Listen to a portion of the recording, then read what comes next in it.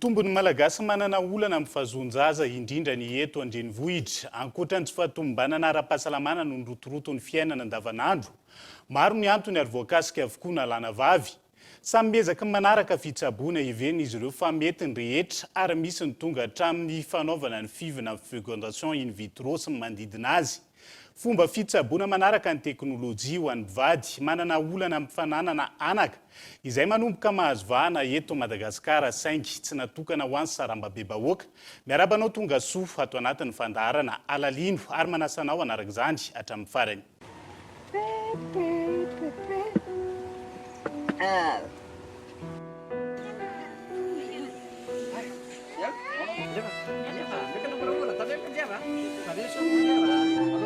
Arak'izay tafiditra anatin'ny firenena manana fifandraisana manokana amin'ny zanaka i Madagasikara. Rofon'izany no abolana sy hoam-pitenenana maro mifamatotra amin'ny zanaka. Isan'izany ny anambadiaka iterahana. Eo ihany koa ny hoe tsara raha maniry zaza ka tera-dà. Santionany amin'ny fomba fitenina velany taony malagasy manamarika ny fitiavana sy mahasaribida ny fananan-janaka, indrindra mahakasika ny fiantohana ny fitohizany aina.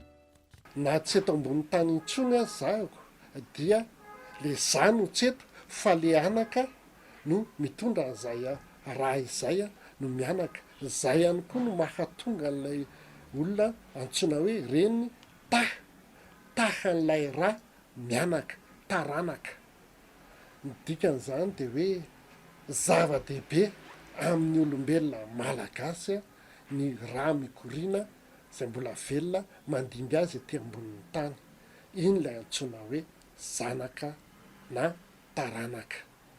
Ka ny tsy manana an'izay eto ambonin'ny tany, izay le mampalahelo ary izay le tena alahelo goavana ho an'ny malagasy. Tsy arak'izay ny zava-misy tao anatiny folo taona manomboka mampiena ny zaza ateran'ny malagasy. Raha ny fanisana momba ny mponina sy ny toeram-ponenana navoaka nisy taty ny taona 2024, 4 isa tokantrano ny isan-jaza kapobeny. Misy misafidy iray noho ny antony maro indrindra amin'ny fahasahiranana. Mitombo ihany koa ankilany manana olana amin'ny fahazon-jaza indrindra ny eto andrenivohitra.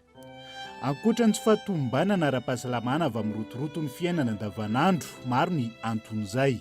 Ny tena hita voalohany aloha dia misy mikroba, misy loto zany any amin'ny lalan-jaza. Zany anelanelan'ny ovaire sy ny utérus zany misy infection, misy mikroba dia lasa sesina zany le trompe. Dia safe le atody zany tsy afaka mamonjy an'le trano-jaza fa tavela aty amin'ny trompe aty. Dia le lahanaina zany le spermatozoïde miandro andro 3 andro 4 andro amin'ny trano-jaza. Dia rehefa tsy tonga le atody vavy dia maty izy. Dia misy koa zany le tsy masaka ny atody. Io atody io zany misy norme hoe tokony 0 mm vao matoy masaka. Fa ny vehivavy sasany zany lamokana atody dia tsy ho fohy misy moa zany lamokana.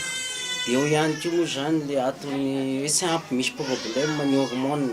Satria moa iny no miregle ny fipetrahan'ny zaza, ny fotoana tokony ho tonga fotoana ny vehivavy, tokony efa hisahatra fotoana ny vehivavy, zay hormone zay daholo no mikomandy an'izay. Ka raha vao mikirotana izay hormone izay dia misy efeny koa sy hipetrahan'ilay zaza. Ampahany ihany ireo ary ny vehivavy ny voaresaka hatrany. Ankoatra ny teny fandrabirabiana na izany avy amin'ny vady na ny fianakaviany. Misy ny saraham-badiny rehefa tsy mamokatra mandritra ny taona maro. Raha ny antotanisa voaray teny anivo ny fitsarana nosy. Nandidina ny 503 ny fisaraha-panambadiana nisy teto andrenivohitra ho an'ny taona 2024. Raha ny fampirafesana sy ny herisetra mazana no antony. Mitarika ny fisaraha-panambadiana ihany koa ny tsy fananan-janaka saingy maro no manafina azy. Isan'izany ity vehivavy nanaiky ny jorovavolombelona ity, saingy tsy naseho sary ho fiarovana azy. Ny teny an'izay nomena solona anarana nesy ho fanamorana ny firesahana ny momba azy anatin'ny fanadihadiana. Zany nanambady nomboka teo amin'ny faha 20 taona. Dia niara-ny aina tao foana dia mitady zaza tamin'izany dia tsisy. Misy ihany hoe misy retard fa tonga ny règle avy eo. Dia avy eo tao aorianan'izay nanomboka naditra le vadiko. Dia nifara tamin'ny fisarana feno 14 taona teo izay no nisaraka noho le tsy fahazahoana zaza.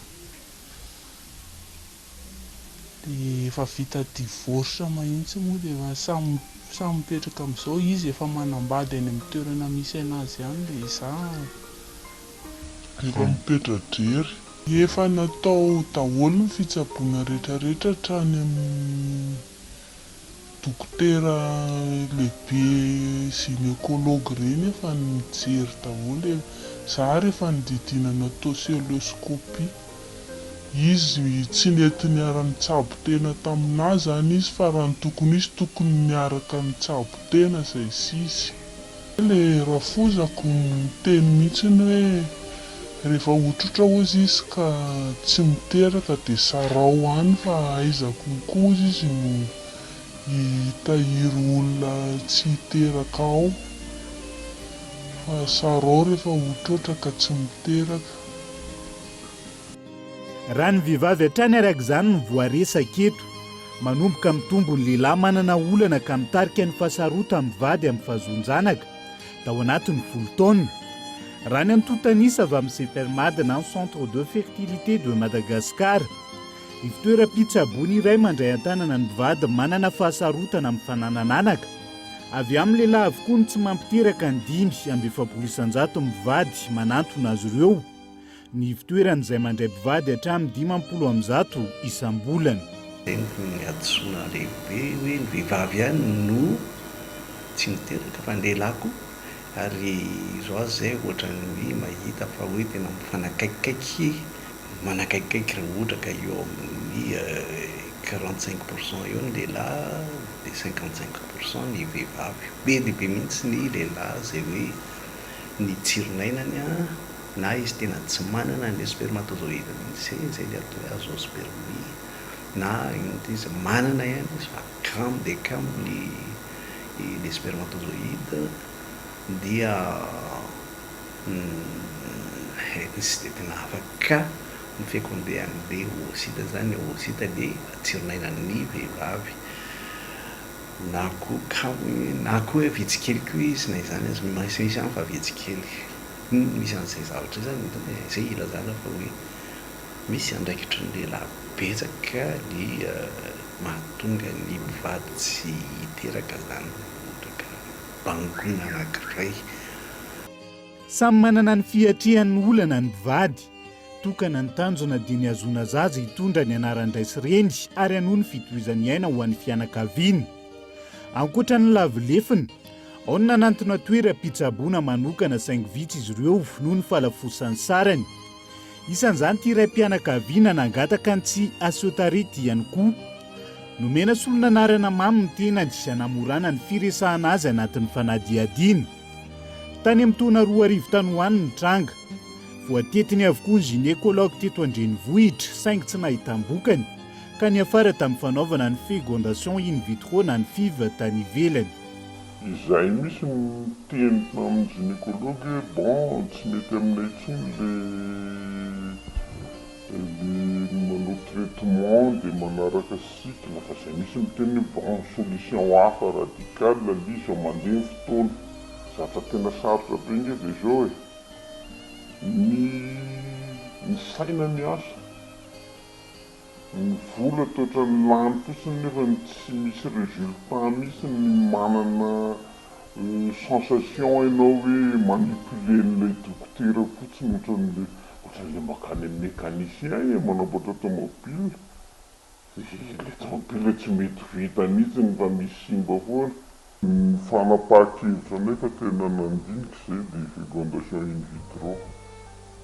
Tamin'izany fotoana izany izy ny zavatra bazika indrindra ny 25 000 francs français.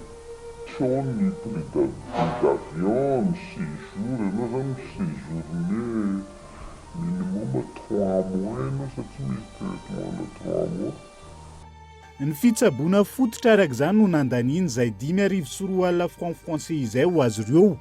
Izany hoe manodidina ny 730 € na 7 tapitrisa ariary raha toa ka raisina amin'ny 507 ariary ny ray euro. Tsy misy antoka na fifanarahana mazava kila ny fahombiazany fitsaboana ho azy ireo tany amin'ny andrana fahatelo vao nahita fahombiazana.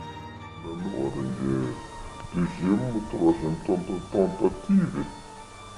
J'ai sélectionné 25 000 euros pour le séjour, plus billet d'avion x3.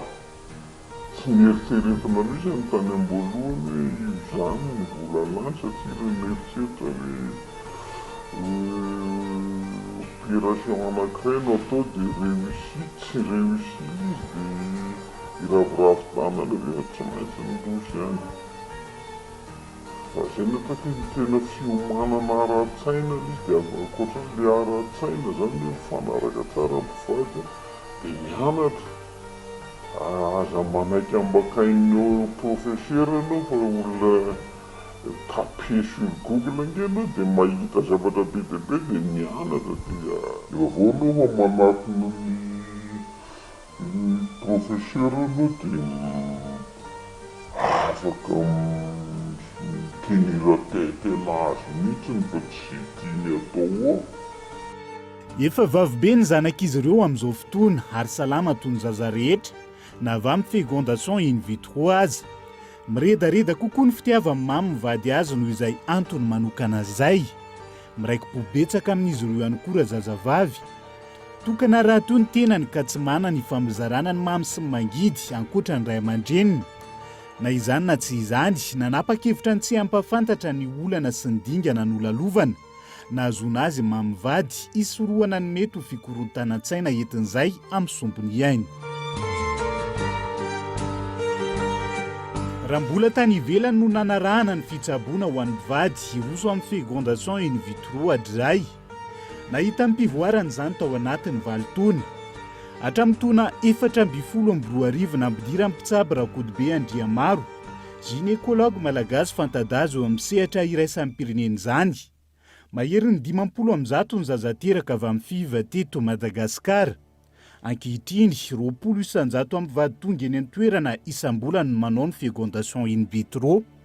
Izy ireo izay tsy maintsy miditra amin'ny fiva noho ny antony manokana. Ohatra hoe tsentsina ny trompony anankiroa. Raha tsentsina ny trompony anankiroa tsy maintsy mandeha amin'ny resaka fécondation in vitro zany izay no raha mbola tsy tsentsina le izy dia misy zavatra hafa azo atao.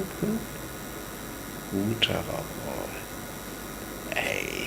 araka ny any ohatra hoe salamonena saika teo le olona hoe ambony prolactine dia ampidinina ny prolactine. Fécondation in vitro misy karazany, misy n'le hoe raisina fotsiny ny tsironainan'ny madame, raisina koa ny tsironainan'ny dia akambana ao anatin'ny boaty izay atao hoe boaty pétri dia ao no miforona ny embryon na ny leo zaza zany rehefa avy eo. Misy koa inty sy mbola avo leta kokoa izay sy azo atao ato, misy mila microscope ngeda be zay azahoana manatanteraka ny atao hoe X zany hoe injection intracytoplasmique de spermatozoïde. Zay hoe alaina mihitsy le tsironainan'ny vavy, alaina koa tsironainan'ny lahy anankiray dia tena tsindronao anatin'le izy directement. Iny zany sarotsarotra kokoa zay kanefa moa rehefa misy an'ilay fitaovana dia mety. Antanatohatra maro araka izany no arahana amin'ny fanatanterahana ny fécondation in vitro, ny ICSI ary ny insémination intra-utérine raha ny eto anivon'ny CFERMAD. Mandalo fitsirihana manokana avokoa na izany ny tsironaina lahy na ny tsironaina vavy mialoha ny fampivadiana azy. Entitra ny fanaraha-maso ny fivoaran'izay mandra-pahatongany amin'ny famindrana azy amin'ny vehivavy na ny transfert. Mpitsabo manam-pahaizana malagasy vahiny no miara-miketrika izany ary milina avoleta no ampiasain'izy ireo. Niazana ho tsotra ny fanazavana eto azony maro mahatakatra amin'ny ankabeny ny dingana arahana. Misy appareil microscope ty dia reto misy aiguille mifanaraka aminazy, misy fitaovana ampiasain'ny embryologiste anakambanana ny ovocita sy ny spermatozoïde.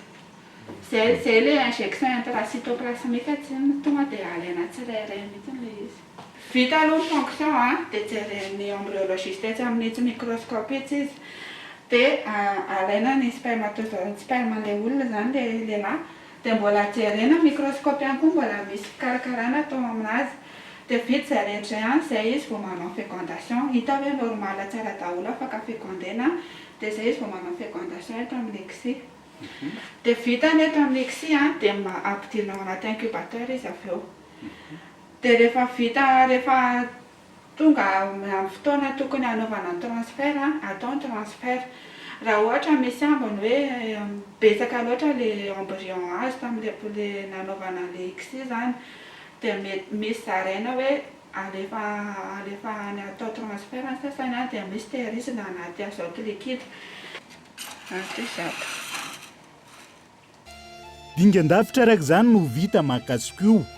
Ankoatra ny singa azo ao arian'ny fikarakarana izay azo afindra amin'ny vehivavy avy hatrany raha toa ka feno ny fepetra. Misy amin'ny embryon azo avy amin'ny XI no azo tehirizina hatramin'ny 4 taona ny fahafahana mitahiry azy. Izany hoe raha mahomby ny famindrana ny embryon ka mitoejaza ary miteraka soamatsara ny vehivavy ao arian'ny andranatao, manana ambina embryon azo alaina maimaim-pony indray ny mpivady anatiny 4 taona. Azo ampiasaina ihany koa ny tahiry raha misy tsy fahatomombanana ny andrana voaloha. Misy ihany koa ny sendrakambana raha mety ny tantana amin'ny fampiasana miaraka embryon maro anatin'ny tranon-jaza. Stimulena le olona dia ao anatin'ny vita le stimulation dia alaina le follicule le ovocyte ao anatin'le vehivavy zany entina ty ivelany akambana amin'nytsirinaina an'le lehilahy. Dia rehefa ohatra ka mikambanao le izy dia misy lasa embryon. Mety nisan'ny embryon mety hoe 10, 9, 7, 8 arakaraky ny isan'le ovocyte izay nalaina. Reo tsy hoe tonga dia apetaka ao anatin'le vehivavy daholo rehefa avy eo fa apahany amin'ireo ihany. Dia ohatra hoe 3 no apetaka ao zay mba hampitombo an'le chance zany dia 3 no miaraka apetraka ao.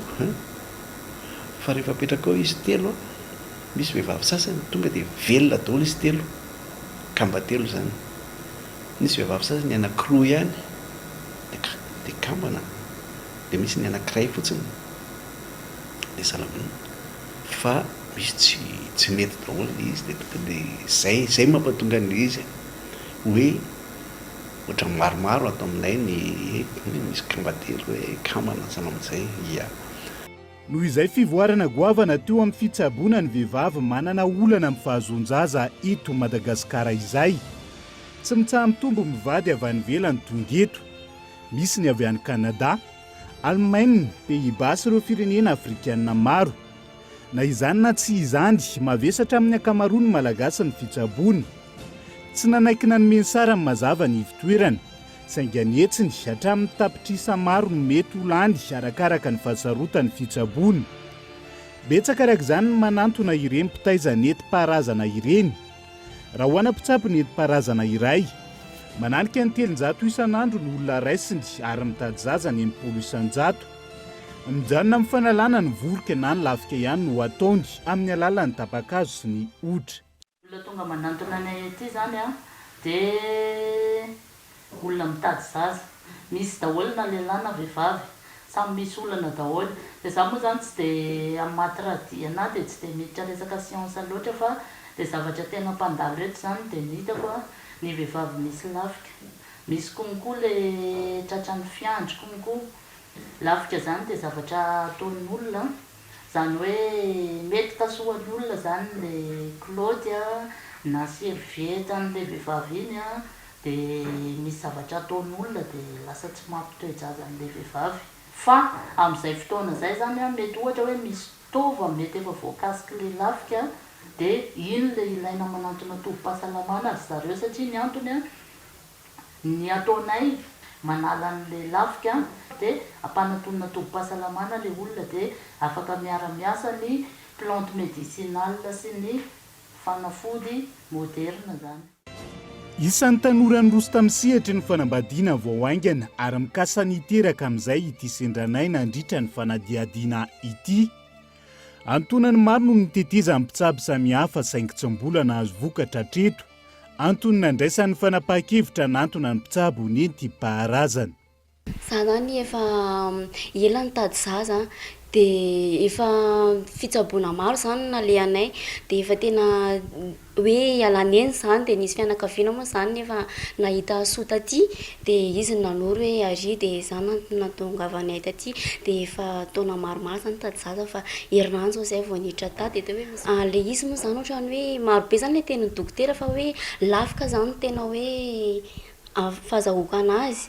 Dia izay no mahatonga ny anakaty dia izy miteny moa zany hoe mijanona dia tsy maintsy mijanona izay manaraka fitsaboana. Ka fa ihany le hoe misy zaza satria ohatrany hoe tsisy varany zany raha hoe ianao nefa ny zaza ny tena ilaina zany ankapobeany satria rehefa antitra moa zany ianao dia tsy maintsy hoe izy ny andrekinanao e.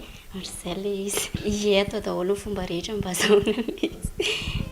Samy manao izay ho afany araka izany rehetra zonjanaka andova sy anandratra ny anaran-dray.